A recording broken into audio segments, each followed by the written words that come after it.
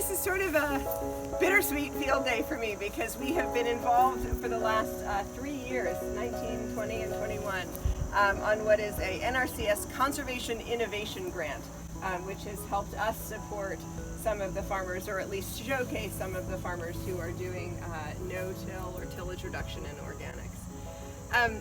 And I was really struck I was talking about it with these guys a few minutes ago, that on the whole drive up here, I was on a call talking about how we as a state are going to support farmers through all the changes that are coming, particularly around climate disturbance. And one of the things that really struck me, and it is so often overlooked, is the importance of innovation, of trying to think about what the farm of the future may look like.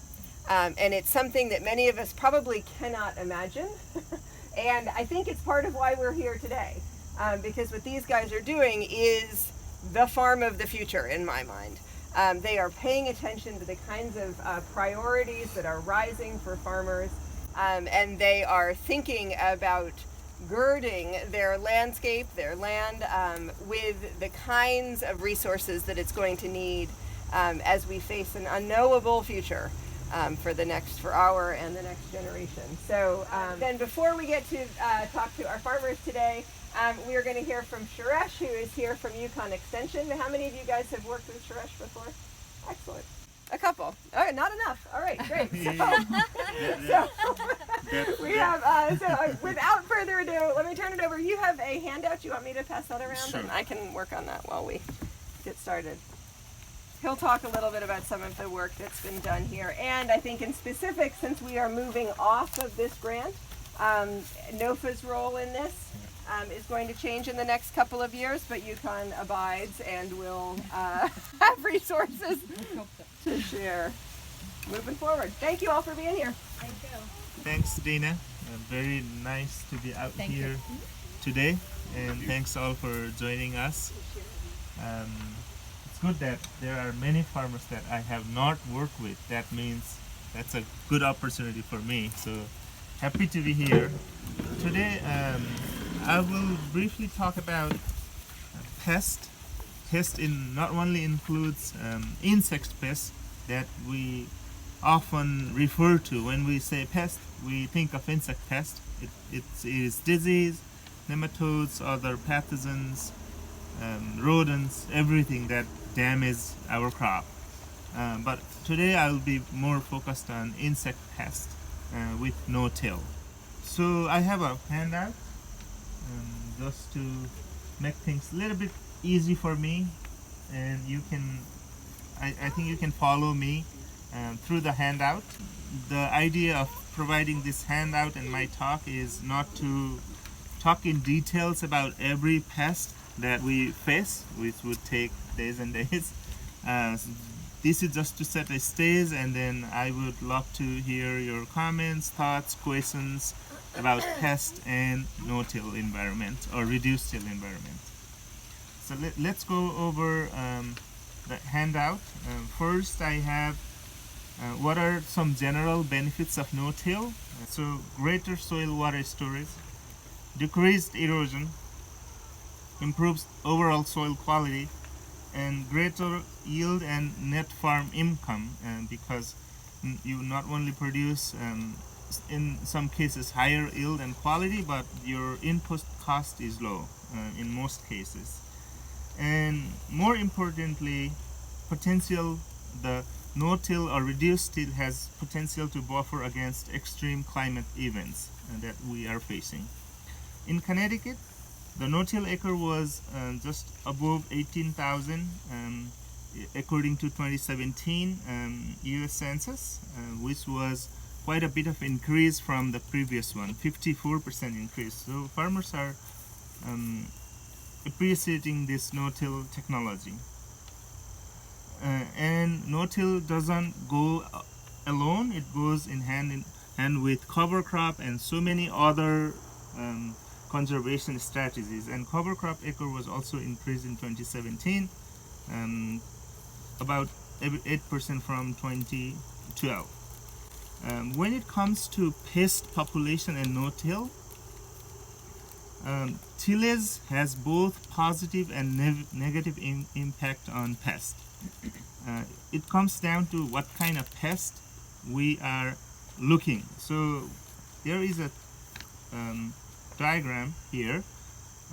We basically need to ask two questions to determine whether no-till is gonna discourage pest population or worsen the situation. There are basically two questions to ask. First question is, does the pest live in the soil for a significant amount of time? That's one question first. If it's gonna live in the soil for a significant amount of time over winter in the soil, not tilling, meaning we are preserving its habitat. So probability there is going to be more pests of that kind. If we do till, that may have some detrimental effect to the pest habitat. But that's not end of the story. We need to ask another question. Is the pest primarily controlled by biological agents that are present or that spend a lot of time in soil? If the biological agents are also in the soil, not disturbing the soil, we are also preserving them. So if they are in the soil, the chances are there would be no increase or decrease in the pest population. If the pests spend a lot of time in soil and the biological agents are not in the soil, that means you are likely going to increase the pest population. So this is theoretical. We need to look at every pest of our interest to understand more the life cycle of the pest. I'll go over some of the common pests that are around here.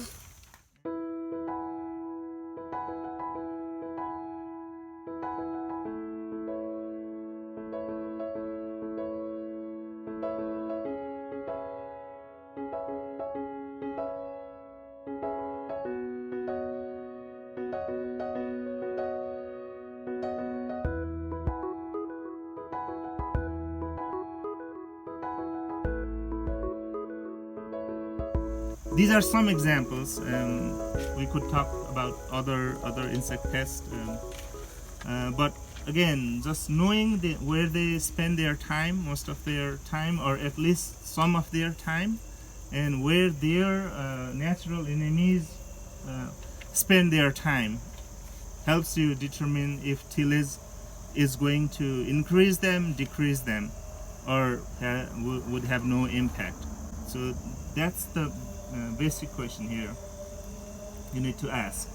And what I'm going to do next is to share my observation and experiences gathered from working with growers. So I visited this farm, and we now get to all see and interact with Yoko and Alex.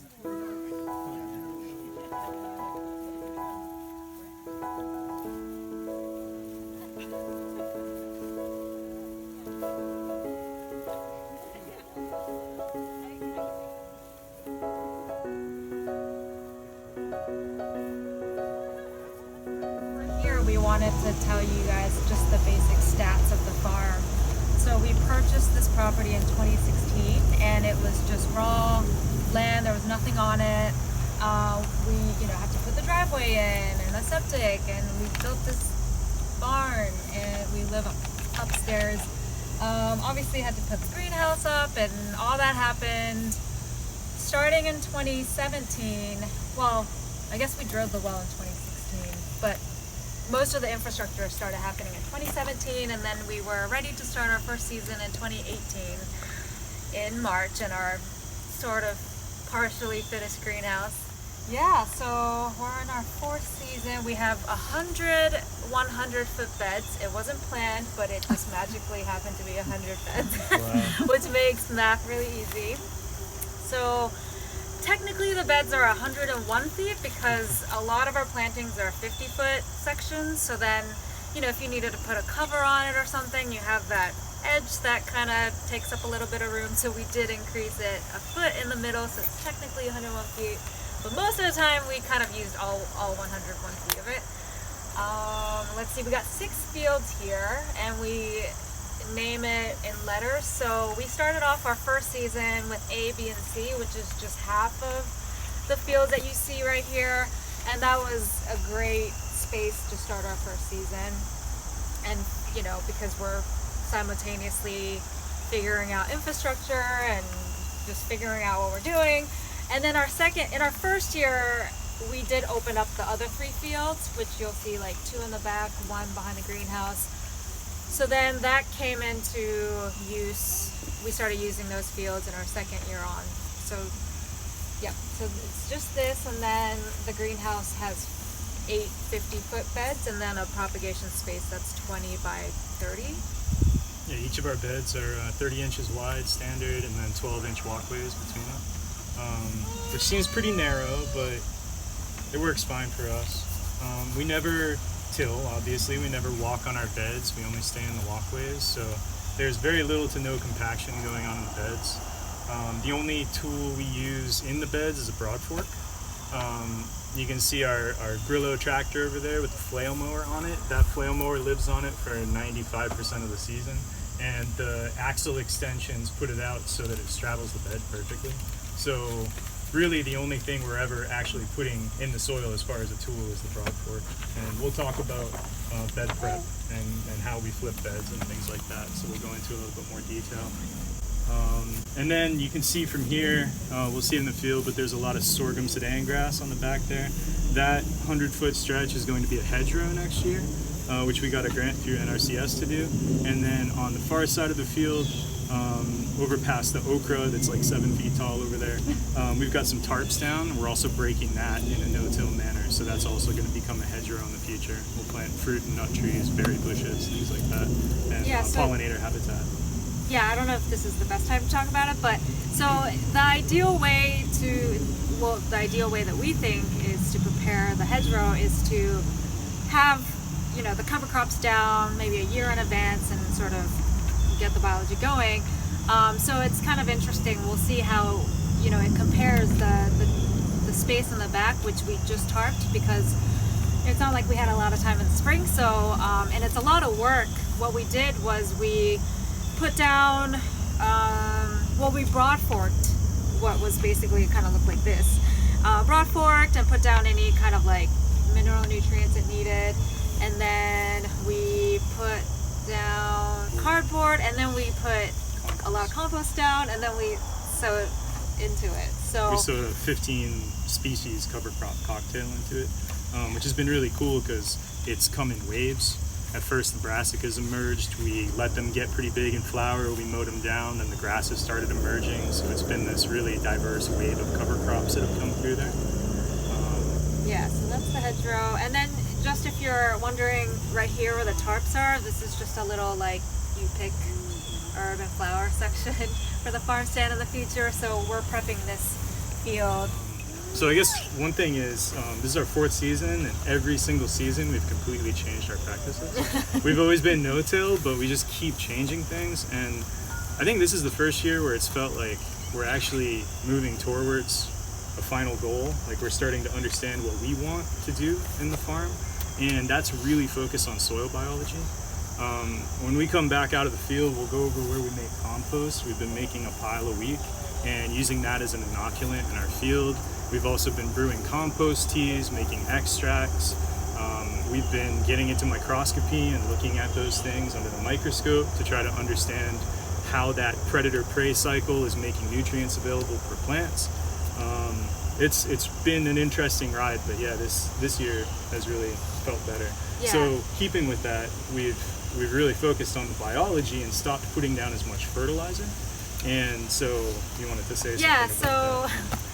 Well, just stepping back a little, I think a lot of farmers, think about this and put it into practice, but some of the principles that we follow are keeping living roots in the soil. If you can't do that, having it covered with some kind of mulch, having diversity in the bed, different species. and then minimal disturbance of the soil itself. So we follow that, and we've always kind of followed that. But yeah, so a lot of no-till farmers, I think you might be familiar with the deep compost mulch system, which a lot of no-till farmers use. I think 90, like most. I can't actually think of a farm that doesn't put down a lot of compost, but we started off that way. So every spring we would put down like a lot of compost.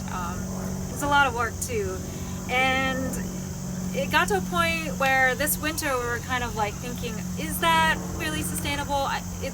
We're also buying it commercially. Obviously, we're getting like 40 yards at a time, and there's always been plastic in it. If it's not plastic, it's like something else. And we don't know exactly what went into it. We don't know the processes. We don't know what the biology is like inside, and so and most likely neither do the people that are making it too, which didn't make us feel great. Sometimes it would show up hot. Finished compost isn't supposed to be hot, and it's also not supposed to sit for too long. So you want to use it as quickly as possible after it's been composted.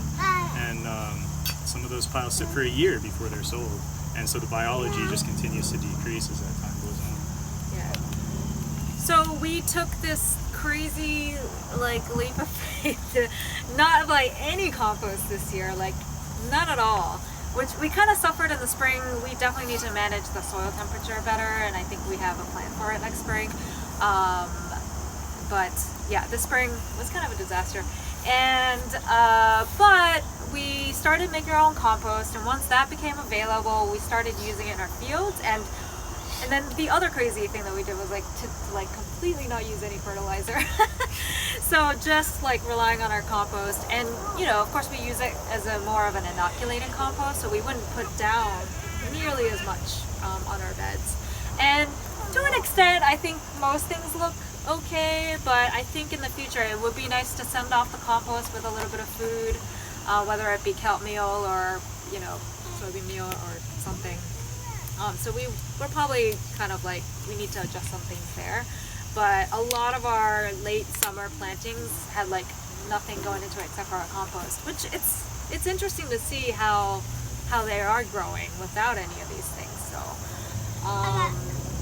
So we kind of flipped our fertility program like on its head, and so this year has been like a real experimental sort of year. But we feel really good about trying to make our own fertility here on the farm. So we use mostly veggie scraps that come from the farm, and then we have a friend who has a livestock farm that we get their chicken manure from, and we really like trust their operation, and like we like what they're doing, and so so that's a big component of our compost. And yeah, that's kind of like the background of our sort of fertility here on the farm. So another big experiment we're doing right now is broadcasting a lot of cover crop seeds. So you'll see a ton of clover and oats coming up everywhere. And we'll point to some beds that we're doing like a cover crop, like a cocktail mix. So it's like, I don't know, a dozen or so species in one. And there's a bunch of beds that we're doing that with. So but right now I think mostly it's just the oats that are up. So I think you'll see little blades. Like I said, every year how we do things changes. So a huge change this year compared to last year is that we decided to start mulching like crazy. Like there's no tomorrow. So that's been interesting because obviously there's the physical aspect of like, how do we move all this mulch in order to put some stuff on the soil. So currently, and I feel pretty good about this process, we take a plastic rake, like a leaf rake, and most of the time we just like rake it all off to one side into the path, and then we would broad fork, so the broad forking usually commonly it's used to like, send oxygen into the soil, kind of loosen it up and all this stuff, but for us it's not really for that purpose. It's more so to create these channels that go down into the soil. And so when we go to inoculate the soil with our compost, I mean it's a small amount, but there is a little bit that does fall into those little spaces. So that's more the reason why we use the broad fork, not the. So then currently what we're doing is in a 5-gallon bucket, we would fill it up with finished compost, and on a 50-foot section of the bed, we just sprinkle it down with our hands. And We also might do an extract too. yeah, We've so done that a few times. next year we want to make it more of a weekly Yeah. or like a Schedule. scheduled thing, but an extract with using our vermicompost and compost and or the compost tea. And then in the spring we would use probably some kind of fertilizer just to like kickstart biology there. And then in the fall too, because the biology is going to start slowing down, just to give it a little boost. And that's so yeah. We put the compost down, and then sometimes we'd rake it out, maybe not, not always. And then we basically crawl down and put the mulch back on the bed, and It sounds like a lot of steps, but it goes really quickly, Yeah.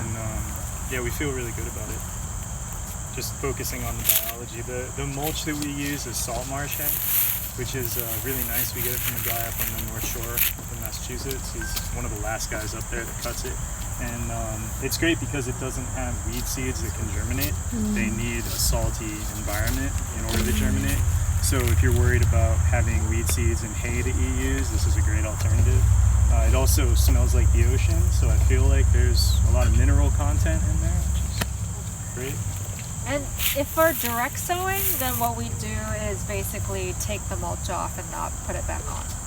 And what we started doing too is that because when we direct sow into it, the bed is exposed to an extent, we put a row cover down, so that kind of keeps it protected from rain and whatever other exposure it might have. So one of the challenges we mentioned was warming the soil in the spring.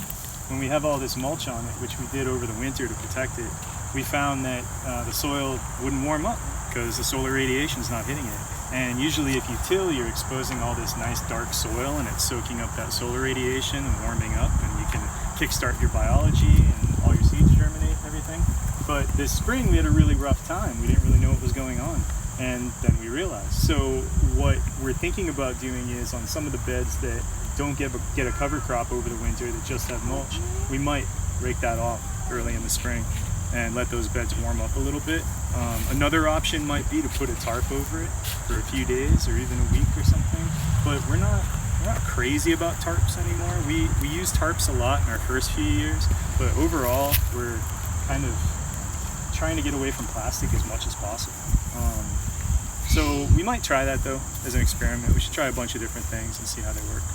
But I think that if we can, get the biology really kick-started, get the soil warmed up a little bit earlier, we'd have a much more successful spring. Honestly, we didn't think anything was going to grow this spring. We were pretty defeated. But then as soon as that soil warmed up and the biology started eating each other and everything, and releasing the nutrients, everything exploded. Yeah, so that was really cool to see. Yeah, we both were aware of the fact that mulches cool down the soil and that, in the springtime it's an issue.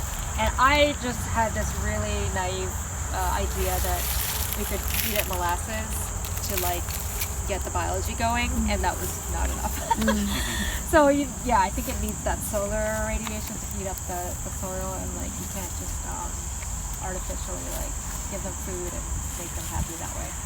So I was thinking maybe we could talk about pests too, because Sure. Suresh gave a great talk about pests. Because talking about mulch reminded me of all the the pest pressure we've never had before until this year.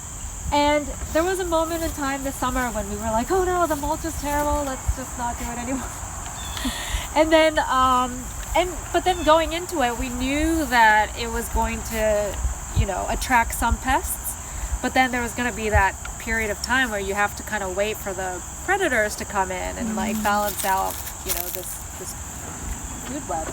So I think originally we saw this pest pressure, but then eventually we started seeing more of the predators and how nice of a habitat it is to have all the mulch. And so we normally have a lot of snakes and frogs and toads anyway, but we saw way more this year, I feel like. It was crazy. I mean, it was a wet year, but still. And I just think that it hosts, like a wide range of insects and animals and whatnot. So in the end, we really feel good about mulching. Slugs are definitely an issue this year. We've never had slugs before. And then, of course, the mulch, the voles love it. So we decided don't put it down too thick because it does make a bit of a difference when it's that thick. They love to make tunnels underneath, and it's great nesting material. And Melody's caught like so many voles just like with her bare hands. Like, whoa. So there's definitely been an increase of some animals, but we've gotten used to trapping that. Yeah, that's also the impetus behind us wanting to do such a robust hedgerow all around the farm. Just allowing habitat for early pollinators, for predators, for wasps, for things like that. So we're really excited to design that with that grant and have things that bloom from winter all the way through to the fall. Yeah. As much diversity as possible. Oh, and ants. Oh, I mean, everything loves the landscape fabric. So that's another reason why we want to get rid of it, and either it be living pathways or wood chips. But actually, ant pressure hasn't been that bad this year. Yeah, ant pressure was really bad the first few years, and it was funny because we contacted Yukon Extension, and they kind of told us we were crazy. They were like, "No, ants don't do that." We were like, "Well, you can come to our farm and check it out." And then we started hearing more from farmers we knew as the years went on that like ants started affecting them. And then this year, ants kind of left us alone. So I don't know. I know they like undisturbed soil, which I think they really like being under the landscape fabric, like Yoko said, but not so much in the field anymore. I don't know.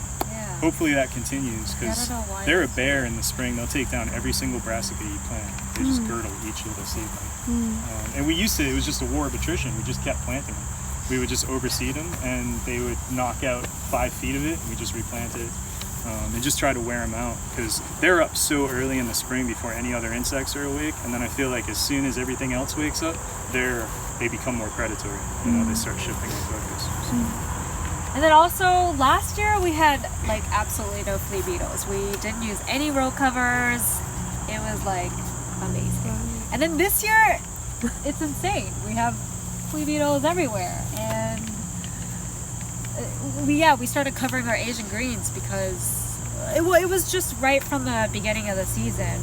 In March, as soon as the cotyledons came up, the seed germinated, the flea beetles were all over it, and we've never seen that before. And then it kind of like kept coming in waves. So, you know, because we were so used to not covering anything, we lost so many plantings of like arugula and Asian greens, and we're like, okay, maybe we should start covering it. And then we were able to get some harvests. But this year it's been pretty relentless from the flea beetles, so I'm not sure what that means. But we've heard that from a lot of farmers too, so it might just be a year that it's flushing, because a lot of people who didn't have problem with it before, they told us that they've been getting slaughtered by it. Right now our broccolini is kind of acting like a trap crop farm, and that's okay because we don't need the broccolini leaves. They leave the florets alone. But we gotta So that's kind of been our number one. And cucumber beetles are like our number one, number two.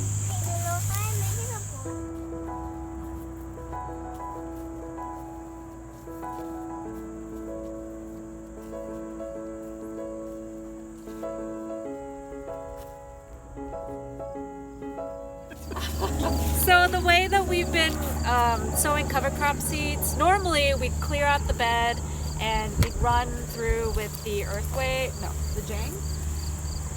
And we still do that if we're gonna eventually mow it. So some of our spring oats and peas will definitely sow rows into the bed with the jang. But this is just going to winter kill. And so what we're doing is we prep the bed, as always, broadfork, compost. For the winter, we're putting down some trace minerals, and then the seeds, we inoculate the seed. It's easier to inoculate the seeds too, because when we try to put it through the jang, the inoculants, like it clogs up the holes. Yeah. So anyway, it's like really easy, just hand broadcast it. And then we put the mulch down. And then they don't really have an issue coming up, which is great. And I was saying earlier, it doesn't matter if the germination is spotty because it's already mulched, and if there's only one plant in a spot, it can spread its roots, and I think the below ground coverage is good enough, you know, with whatever comes up. And then the other nice benefit of it is you don't have to sow it. Like here, we try to sow oats and peas by like first or second week of September, but it doesn't matter so much because it doesn't have to get to a certain height to like then be winter killed and then have a nice, mulch on it because it's already mulched. So I just love this way we're doing it. It's easier to do the cover crop cocktail mix, and it's easier to inoculate. And so, What do you inoculate with? it's like an all-around thing Okay. that green cover seed gives you. I think it has a bunch of different inoculants in it. So then come planting time, what will happen? So it'll be spring because this will all winter that's what I'm die. saying. So come spring. Oh, You've same got the thing. mulch. Then we go back to what we Back talked to about the over bed there, prep where we that rake we it off, we'll rake broad off. fork Okay. it, do the extract, do the compost. Okay. Yeah. And go Gotcha. from there. Yeah. With the inoculant, one interesting thing. So you don't know if the inoculant that you buy from a company is suitable for your soil. It's not native, and the seeds that you're using might not form that relationship with that particular strain of bacteria. So one of the things we heard about that we might try doing is if you go out and find native clover or native vetch, we have both out in the fields, and you pull out those roots and you see that they have nodules that are nice and red, you can dry those and crush them and make your own inoculant. So that's native. So that's something we might try in the future, because you inoculate these seeds, but where is that inoculant? You know, where is it being taken from? It could be out west somewhere. It might not be native to this soil. So that's something we can try in the future. Would you mind what your organic matter level is and some of the nutrients like phosphorus, potassium in the soil? Yeah. And so how has that changed over years when you apply this compost? What's the phosphorus level looking like? Yeah, really good point. So organic matter, I think it was pretty high when we started. I think it was around 6-7%. And then with the addition of all that compost every year, it really did. I think that's a great way to bring up organic matter. If it's low and you're beginning a farm and you need it, I think the deep compost system is great. But yeah, we got to a point where it was 8, almost 9%.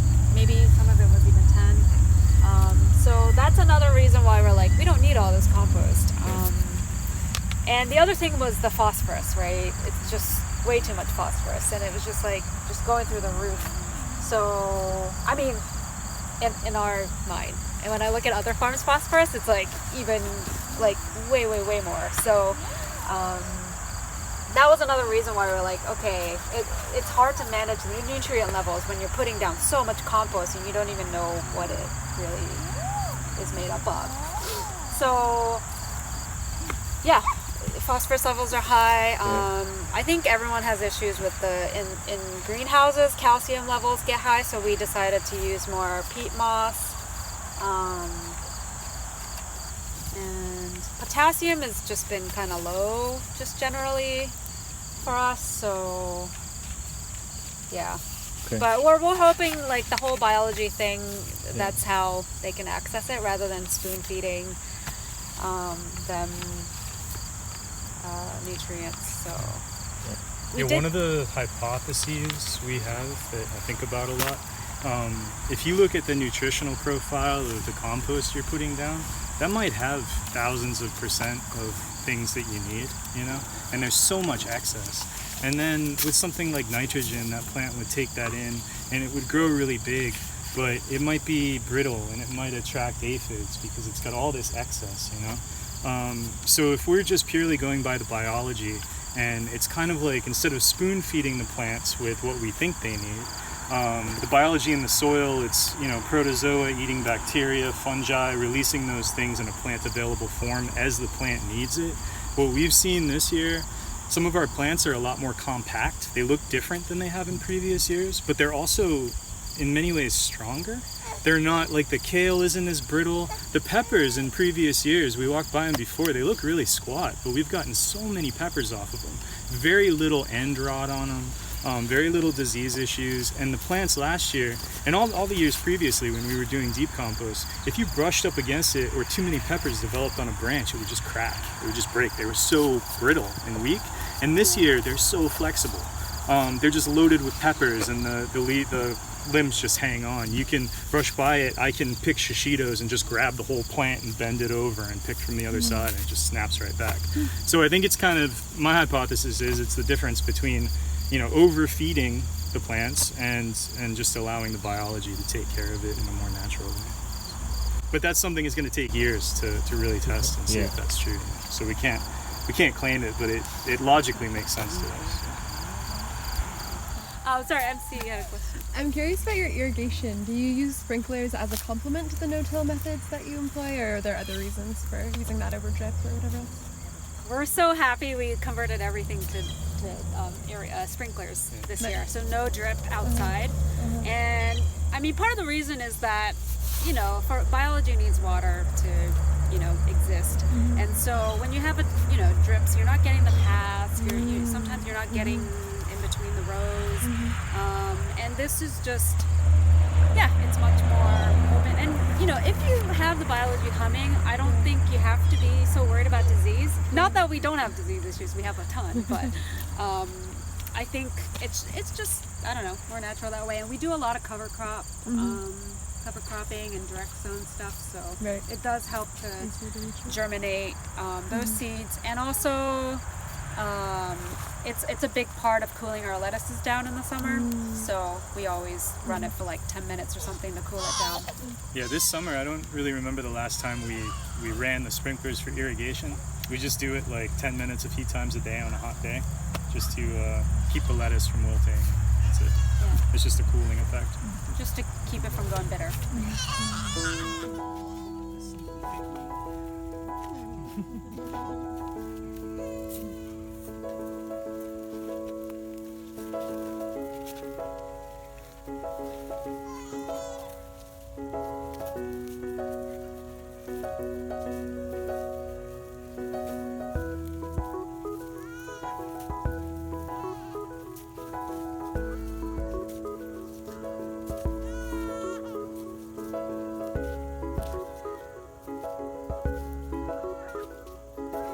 Exciting part of the farm for us this year.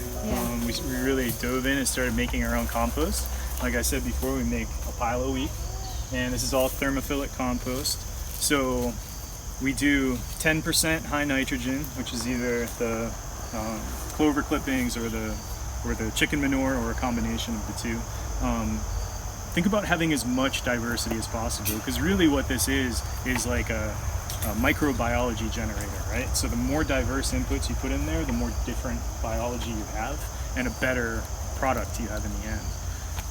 So 10% high nitrogen, 30% greens, which is just green waste that comes out of the field.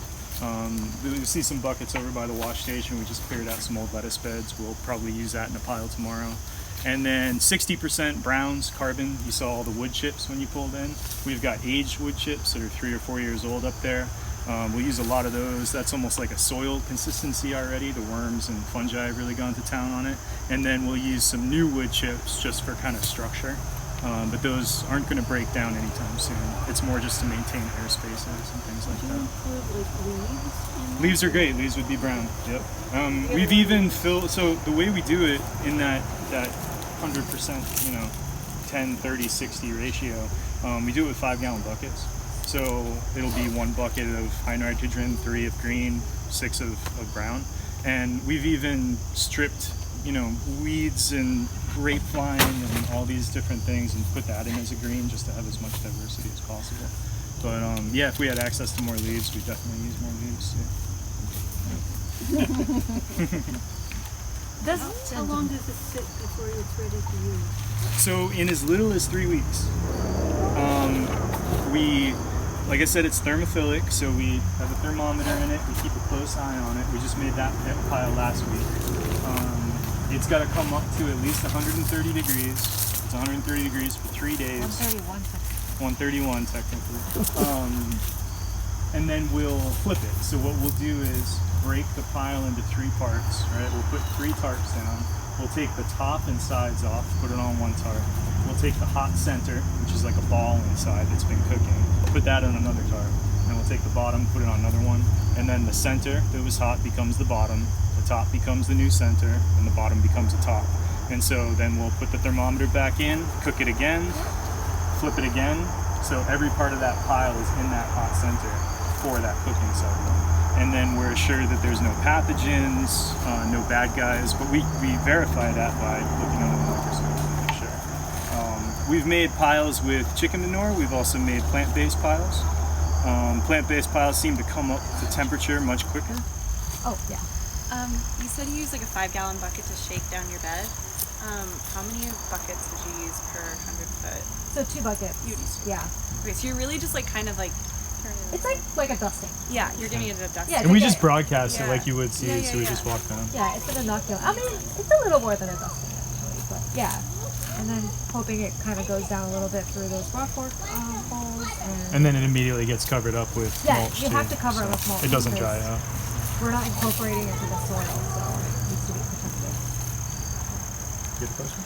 Yeah, you were describing the 3-layer flipping of the pot. I guess you just unwrap it to start and just... Yeah, we take the cage off. We take this is just to hold the tarp up so that the water runs so in off. between right? the flipping, does it get any stirring? Yeah, so when we pull it out on Wow. the fork, we'll, as we separate it with each scoop, as we drop it on the tarp, we'll just kind of bounce it and break it up. We use the salt marsh hay in it, and it has a tendency to like mat a little bit. So we do make sure, because anything that's compressed, like sometimes you'll find a block of chicken manure that's really, really tight. That's all going to go anaerobic. So how So- frequently does it get flipped? What's that? How frequently does it get flipped? So it gets flipped those 3 times. Twice. Once a week. Or twice, yeah. And Twice, then so that every part, every third section is in goes through the center. Every week.